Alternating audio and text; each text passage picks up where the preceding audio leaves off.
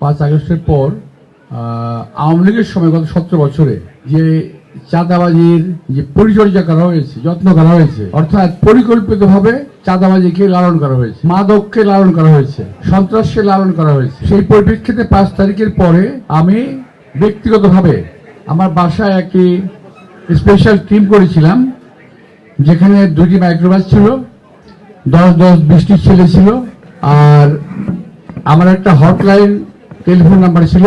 সেখান থেকে এই চাঁদাবাজদের দমন করার জন্য টেলিফোন গেলেই 2টি গাড়ি চলে যেত পুলিশ সঙ্গে নিয়ে, এবং তাদেরকে আমি দমন করার চেষ্টা করেছি 2 মাস।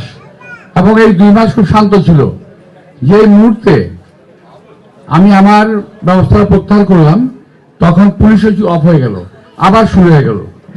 কারণ কি জানো, এর মধ্যে আমি খুব দুঃখের সঙ্গে বলছি, এর মধ্যে সমস্ত রাজনৈতিক দলের সদস্যরা জড়িত, শুধু এককভাবে কাউকে দোষ দিলে হবে না। আবার আমি যাদের দিয়ে সন্ত্রাস এটাকে দমন করব, আইন প্রয়োগকারী সংস্থা, তারাও সম্পৃক্ত।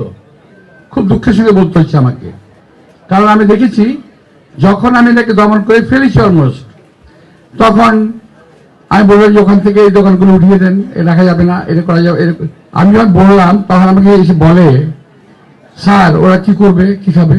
এখন আমি জানতে চাইলাম ওরা আগে কোথায় ছিল, কি করতো, ওখানে চলে যাক, অসুবিধা নেই তো। তো এখন এটা আমাদেরকে একেবারেই সামাজিকভাবে মাদক, সন্ত্রাস, চাঁদা সামাজিকভাবে এটাকে প্রতিরোধ গড়ে তুলতে হবে। এককভাবে আমার পক্ষে সম্ভব হবে না। তবে তোমরা যদি চাও, তুমি যদি কোনো স্কোয়াড গঠন করতে চাও, আমার সঙ্গে যোগদান করতে পারো, আমি তোমাদের সঙ্গে নিয়ে কাজগুলো করবো ইনশাআল্লাহ।